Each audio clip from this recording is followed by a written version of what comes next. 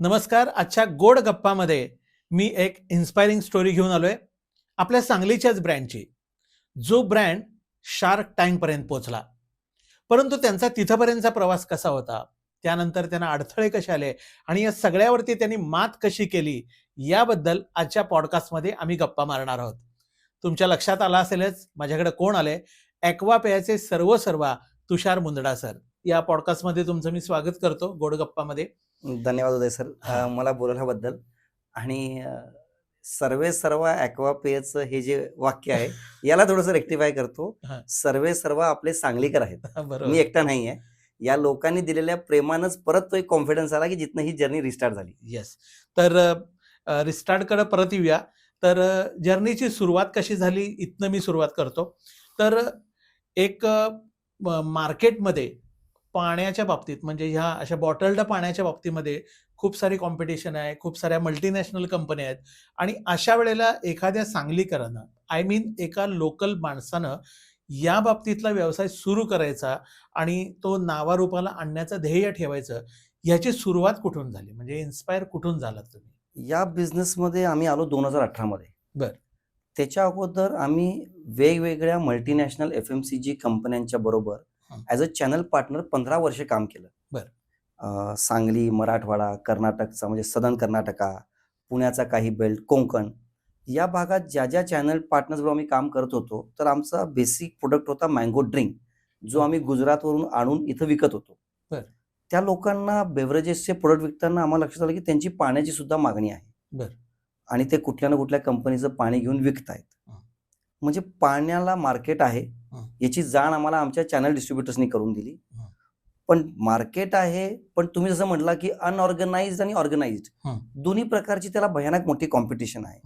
त्याच्यामधली पोकळी हुडकायची आणि तिथं आपली जागा निर्माण करायची, याच्यासाठीची जी जर्नी आहे ती वेगळ्या प्रकारची आहे. पण इन्स्पायर मी तर म्हणेल की मार्केटला ज्या ज्या वेळी तुम्ही पाऊल ठेवताय, म्हणजे जे युवा उद्योजक आज बघत असतील, ज्या ज्या वेळी तुम्ही मार्केटला जाताय, एक छोटासा प्रॉब्लेम जरी तुम्ही आयडेंटिफाय केला तर that can be a big billion business idea. बरोबर. तर ते आम्ही आयडेंटिफाय केलं आणि पहिलं पाऊल ठेवलं कसं बसं. ओके. तर याच्यामध्ये जे तंत्रज्ञान आहे किंवा याच्यामधल्या काही गोष्टी ज्या आहेत, याचा एक्सपिरियन्स तुम्ही कुठनं घेतलात का, की डायरेक्ट येस आपण स्टार्ट करायचं म्हणून स्टार्ट केलं? नाही, ज्यावेळी आम्ही 2015 मध्ये निर्णय घेतला की आपण या बिझनेसमध्ये एंट्री करूया. 15ला? हा, 18 मध्ये बिझनेस स्टार्ट झाला. तर मग आम्ही 2 भाऊ आहे, आमचे मोठे भाऊ आहेत जे आज प्रोडक्शन पूर्ण बघतात. त्यांनी निर्णय घेतला की मी वेगवेगळ्या कंपन्यांमध्ये जाऊन व्हिजिट्स करतो की मशीन्स लागतात कशा, कुठल्या आहेत, प्रोडक्शन कशा प्रकारे होते, काय आहे. तर सर त्यांनी साधारणतः 50 ते 55 कंपन्यांना व्हिजिट केली, inclusive big brands to very low small companies. कारण आपली किती मोठी लाईन लावायची किंवा किती छोटी लावायची, मार्केट तर त्यावेळी आपल्याकडे शून्य होतं, आपण सुरुवात करणार होतो. आणि त्यात एक मजेची गोष्ट सांगतो, त्यांनी मला 17 मध्ये एक प्रेझेंटेशन दिलं, म्हणजे मी आणि आमच्या टीमला बसून, की आपण 50 लाख रुपयामध्ये हा बिझनेस चालू करू शकतो. ठीक आहे म्हटलं, 50 लाख म्हणजे आपण बाबा एवढी रिस्क घेऊ शकतोय. ज्यावेळी या लाईन मध्ये पहिलं पाऊल ठेवायचं ठरवलं आणि चांगल्या कन्सल्टंट लोकांना भेटायला चालू केलं, त्यावेळी लक्षात आलं की या पाण्याच्या विशेष बिझनेसमध्ये छोटा ब्रँड असेल तर त्याला डावलून टाकणं फार सोपं आहे. याच्यामध्ये you have to be a white elephant, म्हणजे ज्याला आपण पांढरा हत्ती म्हणतो, ज्याला पालन पोषण करणं अवघड आहे. पण जर का आपण त्याला 3 वर्ष टिकू शकलो तर we can be a big business. 50 लाखाला सादर केलेला अहवाल कंपनी चालू करता करता तो प्रोजेक्ट कॉस्ट गेला 3.5 करोड रुपये. 3.5 करोड. आणि मी जसं शार्क टँक मध्येही सांगितलं, आणि अनुपम आणि अमन वॉज व्हेरी लाईक की तुम्ही केला कसं काय हे. सर, हे प्लांट लावताना मी माझं राहतं घर, काम करतं ऑफिस आणि माझी फॅक्टरीची जागा, एव्हरीथिंग वॉज ऑन गिरवी, म्हणजे ऑल इन करून मी हा ब्रँड चालू केला. तर मोठीच रिस्क होती त्यावेळी. तर चालू करण्यासाठी साहेब तंत्रज्ञानाचा अभ्यास रवी साहेबांनी केला, आमच्या मोठ्या भावांनी केला. मार्केटिंग अगोदरपासून मीच करत होतो. तर आम्ही मग डे 1 पासून हे डिसिजन फिक्स ठेवलं की बनवण्याचं काम ची जबाबदारी पूर्णपणे त्यांनी, त्याला कॉस्ट अनालिसिस करून विकण्याची पूर्ण जबाबदारी माझ्याकडे. ओके. प्रोडक्शन तर सुरू झालं की पाण्यासारखी गोष्ट आहे आणि मार्केटमध्ये आता पाणी पिण्यासंदर्भामध्ये अवेअरनेस झालंय, म्हणजे लोक आता सहजगत्या पाण्याची बाटली घेऊन पिऊ शकतात. बरोबर. मी ज्यावेळेला यंग होतो किंवा लहान होतो त्याच्या वेळेला पाण्याची बाटली विकत घ्यायची आणि ते पाणी प्यायचं ही कल्पनाच एक खूप लक्झरी असल्यासारखी त्यावेळेला होती. पण तोपर्यंत मार्केट सेट झालं होतं. परंतु मोठे ब्रँड्स किंवा आपण म्हणता तसं छोटे ब्रँड्स याच्यामध्ये जो शिरकाव करायचा आपला असेल, तर तो शिरकाव कसा केला तुम्ही? म्हणजे तुमच्या ह्या सक्सेसमध्ये तुमचे जे चॅनल पार्टनर्स आहेत किंवा जे कस्टमर्स आहेत, छोटे किंवा मोठे यांना तुम्ही कसं कनेक्ट केलं? FMCGचा एक 10-12 वर्षाचा अनुभव असल्यामुळं या आपल्या 10-12 जिल्ह्यांमध्ये माझ्याकडे डिस्ट्रिब्युशन नेटवर्क होता. हं. म्हणजे कॉन्टॅक्ट नंबर होते. हं. ते आता काय आहे, की तुमचा नेटवर्कच तुमचा नेटवर्क आहे. बरं. त्या नेटवर्कची एन्कॅशमेंट मी केली. हं. मी आमच्या डिस्ट्रिब्युशन जाऊन भेटलो, की सर आम्ही पाणी चालू करतोय. हं. चालू केलं तर तुमची काय रिक्वायरमेंट असेल? हं. साहेब, आपण ज्यावेळी लहान होतो जसं म्हटला, तर आपण पुस्तकात वाचलंय, की कन्झ्युमर इज किंग. साहेब, आता ही संकल्पना पूर्णपणे बदलली आहे. बरं. नाऊ युअर रिटेल शॉपवाला इज किंग. हं. दुकानदार राजा झालाय. हं. ₹5 दिल्यावर कुठलं चिप्स पाकिट फाडून द्यायचं हे दुकानदार ठरवतो. हं. ₹20 दिल्यावर कुठली पाण्याची बाटली फ्रीजमधून काढून द्यायची हे दुकानदार ठरवतो. बरोबर. इनफॅक्ट एव्हरी डिसिजन मेकिंग या रिटेल शॉपवर आहे आणि आपल्यासाठी इन्फ्लुएन्सर आता रिटेल शॉपवालाच आहे. बरोबर. त्यामुळे कन्झ्युमर हा राजा आहेच, पण त्याच्यापर्यंत पोहोचण्याच्या अगोदरची जी आपण म्हणू वजीर आहे तो आता दुकानदार झाला हां, आहे. कारण शक्यतो आपण पाण्याची बॉटल मागितल्यानंतर इतकं खूप ह्यानं बघत नाही, की हे मला Right. कुठल्या ब्रँडचं राईट दिले. राईट मला आता तहान लागली आणि माझी गरज येस पाणी घेणं आहे, एक्झॅक्टली. हे आहे. तर ह्या नेटवर्कनं तुम्हाला चांगल्यापैकी मदत केली हो. हे खरं आहे. आता सगळ्यात महत्त्वाचा प्रश्न विचारतो, की जे सांगलीकरण अभिमानाचा खूप मोठा मुद्दा आपण झालेला होता आणि सांगलीमध्ये त्याचा खूप गवगवा पण झाला होता. शार्क टँक या एका मोठ्या ब्रँडपर्यंत आपल्यासारखा जो छोटा ब्रँड आहे, म्हणजे मी त्यावेळेला तो छोटा होता, तर छोटा ब्रँड आहे, हा पोहोचला कसा? मी शार्क टँकचा एक फॅन आहे. हं. जशी बाकीची लोक आहेत तसं मी टीव्हीवर शार्क टँक बघणारा एक व्यक्ती आहे. आणि 2023 मध्ये जूनमध्ये एक शार्क टँकची लिंक ओपन झाली, की तुम्ही रजिस्ट्रेशन करू शकता. ओके. मी जेवढे एपिसोड्स बघितले होते हां. उदय साहेब, त्यामध्ये मी बघितलं होतं, की लोकांच्याकडं एकतर युनिक आयडिया आहे, हं. युनिक प्रोडक्ट आहे किंवा युनिक कॉपीराइट्स और पेटंट्स आहेत, की जे कोणाकडे नाही आहेत. हं. तीच लोक एपिसोडला जायची आणि त्यांना बघितलं असं वाटायचं, की बाबा हे तर अशक्य आहे. म्हणजे आपल्यासारख्या साधारण माणसानं तिथपर्यंत जाऊन काम करणं अशक्य. अशक्य आहे. सर, मी एकदम कॅज्युअल वेमध्ये एक पहिला फॉर्म जो त्यांचा आला होता, सिंगल पेज फॉर्म होता, तो मी भरला. हं. आणि एवढा कॅज्युअल भरला, की आलं ॲज तर यू आलं. सेड, हां, आलं तर की आलं. आलं तर आलं नाही, येणारच नाही. बरोबर. आलं तर आलं नाही. आपला नंबर लागू. आपल्याकडे कुठलेही कॉपीराइट्स, पेटंट्स नाहीत. आपल्याकडे अशी कुठली युनिक आयडिया नाही, की जे जगाला माहीत नाही. आपल्याकडे असं कुठलं युनिक प्रोडक्ट नाही, की जे जगाला माहीत नाही. हं. त्यामुळे येणारच नाही, असं म्हणून फॉर्म भरला होता. हं. पण ते म्हणतात ना, की destiny has his on plan. मलाही माहीत नव्हतं. ते शार्क टँकच्या आज ज्यावेळी टँकमध्ये आम्ही 100 मिनिटं होतो, भले टीव्हीवर त्यातली 20-30 मिनिटं आलीत, पण टँकच्या आज ज्यावेळी आम्ही 100 मिनिटं होतो आणि त्या 5 शार्कची जे आम्ही डिस्कशन केलं, हां. त्याच्यामध्ये आम्हाला कळलं, की आमच्या बिझनेसचा मोठ म्हणजे काय म्हणतात त्याला, की आमच्या बिझनेसचं मेरिट काय आहे? हं.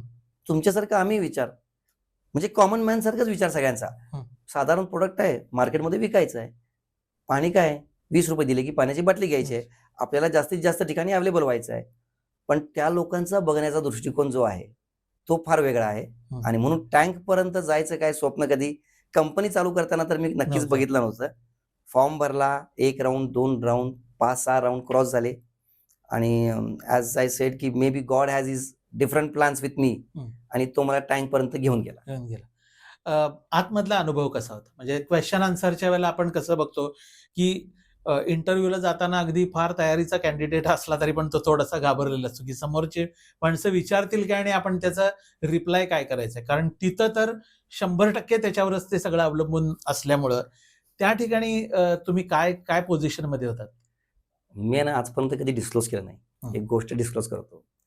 पहिले 5-10 मिनिटं आहे ना, जीन्स घातलेली होती, त्यामुळे दिसत नसतील. पण आतनं पाय आहेत ना, असे लटलट होते. आता लोकं म्हणतील, काय सांगतोय? पण मी खरं सांगतो तुम्हाला, म्हणजे पहिले 2-4 प्रश्न त्यांनी काय विचारलेत, माहीतच ते ॲब्झॉर्ब करायची सुद्धा मेंटल हेल्थ किंवा मेंटल माझी पॉवर नव्हती. आणि पहिल्या 20 मिनिटांमध्ये त्यांनी टँकमध्ये, सर तिथं काय आहे, टँकमध्ये when you are speaking to sharks, तुम्ही टीव्हीवर 5 शार्क बघताय बरोबर. आणि 2 किंवा 3 फाउंडर बघताय. पण 120 लोकांची सोनी टेलिव्हिजनची टीम आहे.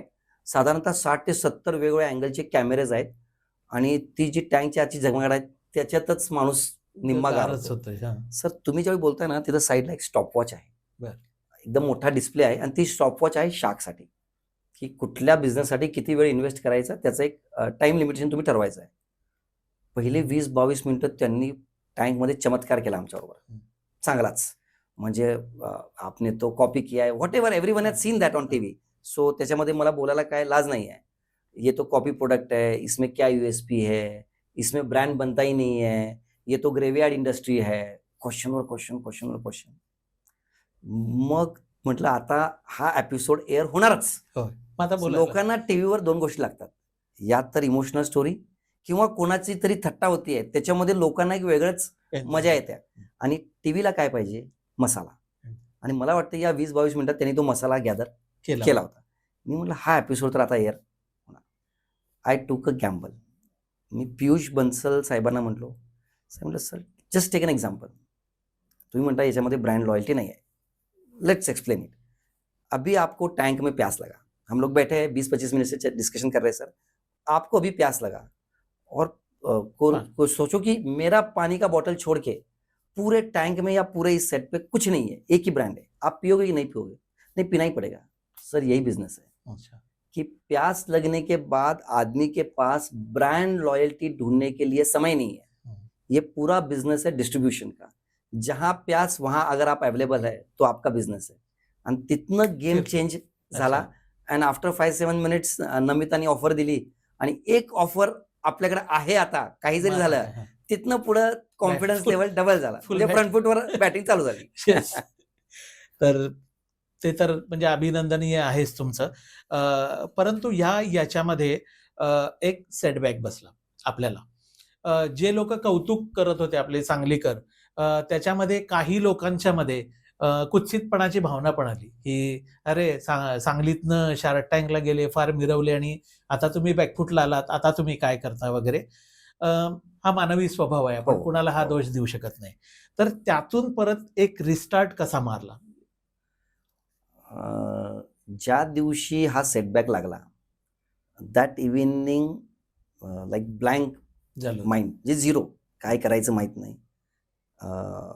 बिस्लरी सारख्या रिस्पेक्टेड मोठ्या कंपनीनं 450 पानाची एक लीगल नोटीस दिली आणि काय चुकलं काय नाही गेलं त्या फ्रंट फुटवर बॅटिंग करण्याच्या नादात मे बी 2-4 चुकीचे शॉट आम्ही मारले असतील. पण मी अजूनही सांगतो की मी टँकमध्ये खोटं काही बोललेलं नाहीये. मे बी खरं बोलण्याचा तो परिणाम असेल, पण मी खोटं टँकमध्ये काही बोललेलं नाहीये. आणि टँक मधली एक सगळ्यात मोठी म्हणजे उद्या जर का भविष्यात आपल्या इथनं कोण शार्क टँकला जात असेल तर एक गोष्ट नेहमी लक्षात ठेवा, ते तुमच्या बिझनेसवर कधी पैसे लावत नाही, ते फाउंडर्सवर पैसे लावतात. कॉन्फिडन्सवर तुमच्या. Founders they don't bet on horses, they bet on the jockey. जो घोड्याला चालवतोय, आपल्याला वाटतं की आपण घोड्याच्या नंबरवर पैसे लावतोय रेस खेळताना, त्याला चालवणारा जॉकी कोण आहे ते बघतात. त्यामुळे खरं आणि पारदर्शकता फार गरजेची आहे. मे बी आमच्यासारखा सेटबॅक लागेल, पण मी सांगतो की तुमचा ट्रस्ट जो आहे ना, आज माझ्या इन्व्हेस्टर्स लोकांचा जो ट्रस्ट आहे, त्या टफ टाइम मध्ये come back to your question, हे सगळं घडल्यावर सगळ्यात पहिलं कनेक्ट आम्ही आमच्या इन्व्हेस्टर्सनाच केलं. कारण त्यांना ऑफिशियली याबद्दल सांगणं गरजेचं होतं. आम्ही त्यांना एक मेल ड्राफ्ट केला की whatever has happen within the tank and Bisleri has to it in that way, की आम्ही त्यांचं कॉपी करून आम्ही प्रोडक्ट तयार केला आणि त्यांनी आम्हाला एक नोटीस अशी दिली आहे. ठीक आहे सर, डोंट वरी. दे टूक 2-3 days. आम्ही मुंबईला गेलो, हायकोर्टच्या वकिलांना वगैरे भेटलो, फीज वगैरेचे आकडे वगैरे ऐकल्यावरती तो सेटबॅक किती मोठा असू शकतो याचं भानच आम्हाला राहिलं नाही. पण म्हणतात ना सर की वेळ हे प्रत्येक गोष्टीचं औषध आहे. जसे जसे ते झाल्या कुठली गोष्ट पॅनिक होतोय माणूस, पण 2 दिवस आणि every point there is someone in the life who is there for you. ज्यावेळी प्रॉब्लेम येतो ना, तर कोणीतरी असतंय, फक्त तिथपर्यंत पोहोचण्यासाठी आपण चालत राहिलं पाहिजे. We got good lawyer. नमिताच्या आणि रितेशच्या लॉयर टीमनी, लिगल टीमनी आम्हाला बरीच हेल्प केली. याच्यातनं अजून एक गोष्ट कळली की नमिता म्हणली हम तो फार्मास्युटिकल लाइन में है, एमक्यूआर फार्मा इज इन फार्मा, और हमारे यहाँ पे तो कॉपीराइट्स और टैबलेट्स के कंटेंट्स पे लेके ये सब चीजें रोज चलती है. So don't worry about it, हं. कोई बड़ी चीज नहीं है, निकल जाएंगे. कॉन्फिडन्स दिला तर तुम्हाला. त्यांनी आम्हाला कॉन्फिडन्स दिला. त्यांनी कधी आम्हाला क्वेश्चन केलं नाही. In fact they always stand there, आप कर लेंगे, हमको आप पे भरोसा है. आणि then we appointed a lawyer, then we got deep into that notice. त्यांच्या नोटीसमध्ये काही मुद्दे होते जे त्यांच्या हिशोबाने एकदम करेक्टच आहेत, की बॉटलचा शेप आमचा नसावा, कलर आमचा नसावा, फॉन्ट आमचा नसावा, कॅप आमचं नसावं. बरोबर. हा. आणि तुम्ही जो म्हटला मानवी स्वभाव आहे, सर मी तर म्हणतोय की every setback is there only for comeback. म्हणजे मी म्हणतोय जोपर्यंत ग्राफ असा असेल ना, तो काही उपयोगाचा नाहीये. खाली जाऊन मोठा ग्राफ जो असतो ना, तो नेहमी अपडाऊनचा असतो. Even in stock market if you see, the बरोबर. Nifty is not going one way, it's always up down. But over the years if you see, तर 1000चा सेन्सेक्स वाढलेला आज असतो. 1.5 लाखावर आहे. काय? अप डाऊन आहे. तर life should be like that, business should be like that, and every deep is a learning curve. आम्हाला त्यातनं काय कळलं, आमच्याबरोबर अजूनही काही लोकांना कळलं असेल, काय करू नये. काय करू नये. तर मी म्हणतोय की तो सेटबॅक पेक्षा तो आम्हाला एक डेस्टिनी प्लॅन होता कमबॅक करायचा, and that has given Aquapair all new different identity. मी हे पॅकेजिंग कधीही विचार केली नसती, आपोआप झाली त्याच्यातनं. आपोआप झाली. आपण सेम तसंच आपण करत त्याच बसलो असतो. मे बी त्याच हिरव्या मार्केटच्या जनरल ऑर्गनाइज अनऑर्गनाइज प्लेअर मध्ये एक स्वतःची आणखी आयडेंटिटी निर्माण करू शकलो नसतो. पण आज मी सांगतो हक्कानं की तुम्ही टू व्हीलर किंवा फोर व्हीलरच्या काचेमधनं जरी एखाद्या आउटलेटला बघितलं, तर you can identify where is Aquapay available or not available. जे ग्रीन कलर मध्ये मला पॉसिबल नव्हतं, I have to zoom in and zoom out, की माझा प्रोडक्ट आहे की नाही ठेवतोय हा. आता तुम्हाला तर आता मला लांब नाही कळते की माझ्या वेव्स दिसल्या म्हणजे माझं प्रोडक्ट तिथं Yes. अवेलेबल आहे. तर मी म्हणेल की थँक्यू टू बिस्लरी. त्यांनी आम्हाला शिकवलं. त्यांनी कोर्टात जे मुद्दे मांडले ते अतिशय योग्य होते. त्या मुद्द्यावरती आम्ही आमची माघार घेतली. We change everything, we find designer, we took company at different level, आणि आम्ही परत रिलॉन्च केलं. आणि याच सांगलीकरांनी म्हणेल मी की या नवीन रिलॉन्चला फार चांगला डबल प्रतिसाद दिला डबल प्रतिसाद दिला. आणि कारण परत ते- उचललं. लोकांना ते पण आवडतं ना, की तुम्ही मागं गेल्यानंतर जे लोक टीका करत असतील ते म्हणजे हे परत आले आणि मोठ्या दिमाखामध्ये परत आले. तर कुठेतरी ते पण असतं. म्हणजे आपण हो. म्हटलं तसं मानवी मानवी स्वभाव आहे, मानवी प्लस स्वभाव. मायनस गोष्टी आहेत. ॲक्वापेया आज आपण सांगली परिसर असेल किंवा बराचसा भाग आपण बघतो की आता ॲक्वापेयानं खूप चांगलं मार्केट कॅप्चर केलेलं आहेच. तर संपूर्ण देशाला सांगलीचं पाणी पाजण्याचं ध्येय असणारा हा माणूस आहे. तर आपण आता कुठपर्यंत पोहोचलो? शार्क टँक झालं आमचं जानेवारी 2025 मध्ये. मागच्या एप्रिलमध्ये सेटबॅक लागला. जूनमध्ये रिवायवल झालं. June to June is only 1 year. हो, एकच झालं. तर आम्हाला आमचा नवीन आयडेंटिटी सेट करण्यामध्ये जो वेळ गेला, म्हणजे the first summer was this summer हो. After the relaunch. So we have to be very confident की ऍटलीस्ट माझा प्रोडक्ट ऍक्सेप्टेबल आहे की नाही. याचा ट्रायल रन घ्यायला मला 12 महिने गेले आणि it's very acceptable. Now we are taking a steps की पाण्याच्या बिझनेसमध्ये काय असतं आहे की पाणी वाहनं ट्रकमध्ये आणि दगड वाहनं एक समान आहे. कारण कॉस्ट कमी असते, प्राइस कमी असते आणि ट्रान्सपोर्टचे लॉजिस्टिकच फार जास्त असतात. So from single production facility you cannot go pan India. You can just deliver 100 to 150 kilometer radius from single manufacturing facility. And now Ravi sir has taken an initiative. Recently 6 months back, आम्ही एक आमच्या कंपनीमध्ये CMO onboard केलेत, who has a 15 years of experience in Coca-Cola, Fruity and Bindu Jeera, who was in beverages since 15 years. त्या माणसाला आम्ही आमच्या CMO बोर्डवर आणून बसवलं. Now he is a CMO. He is taking company at different level. And now we have opened all wings. Now we are open for franchisee business. Suppose someone has a plant in say Kolhapur and he want to manufacture Aquapea, we can have an agreement with him. So he can have a franchisee agreement with us. तिथंच Aquapea तयार होईल, तिथल्या तिथं distribute होईल. So 2030 is our vision. 2030 पर्यंत की at least we should have 100 production facilities. तसं इंडियाला कॅटर करण्यासाठी 8,500 प्रोडक्शन फॅसिलिटी लागतात. झोन वाईज आणि पॅन इंडिया 150 करोडचं पॉप्युलेशन आहे. पण जर का तुम्ही म्हटला की ब्रँड व्हॅल्यू क्रिएट करण्यासाठी काय पाहिजे, तर you have to be a deep regional player. का आम्ही सांगलीमध्ये बॉन्ड डीप करायचा प्रयत्न केला? साहेब, फक्त पाणी विकणं हे आता ध्येय नाही आहे.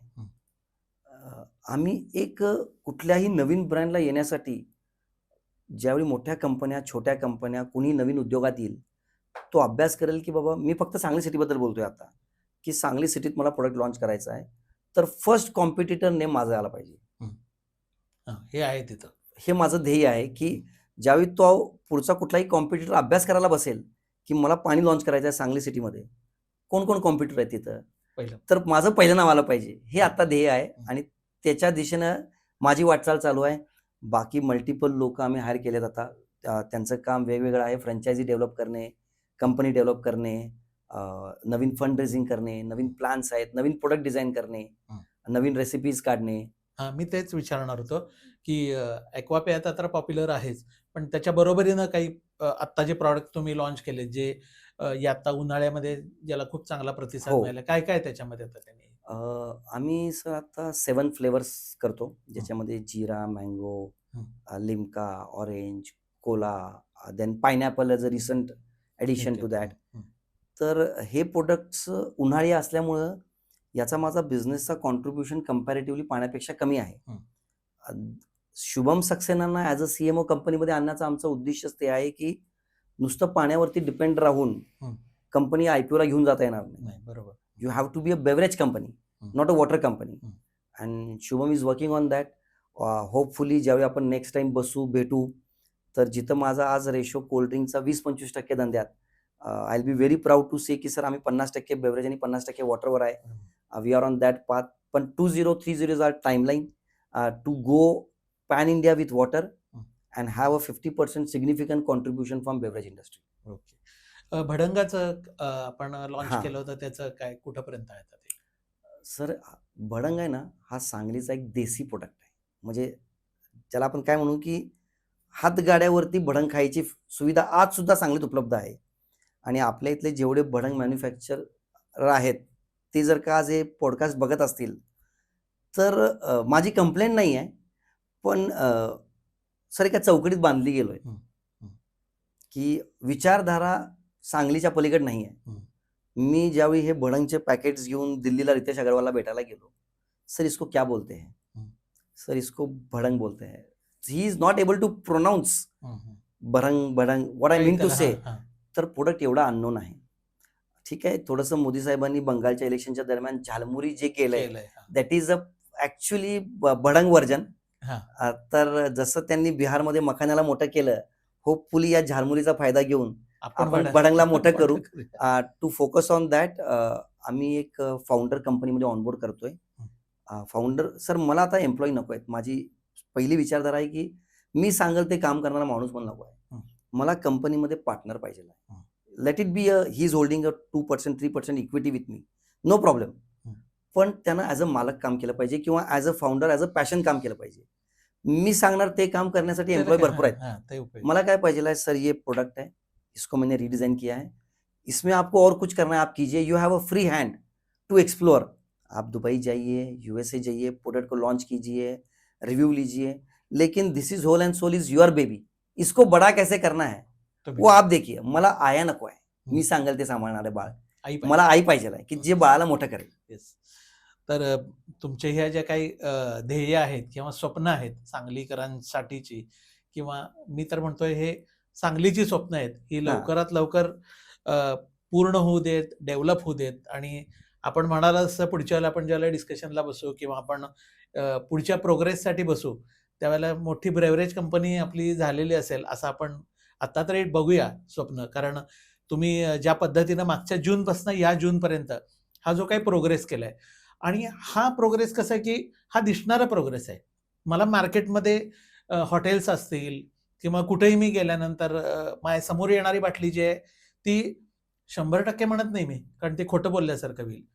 60% तरी वेळेला माझ्यासमोर ॲक्वापेयाचीच बाटली आलेली आहे. एवढं मात्र मी कॉन्फिडन्सली सांगू. म्हणजे इनडायरेक्टली 40% अजून आम्हाला काम करायला जागा आहे, असं तुमचं म्हणणं आहे. नाही, खरंच आहे. कारण मी उगीच म्हणेन ना, तुम्ही समोर बसलाय म्हणून 100%, 60% वेळेला माझ्यासमोर आली ती बाटली मात्र ॲक्वापेयाची आली, हे निश्चित आहे.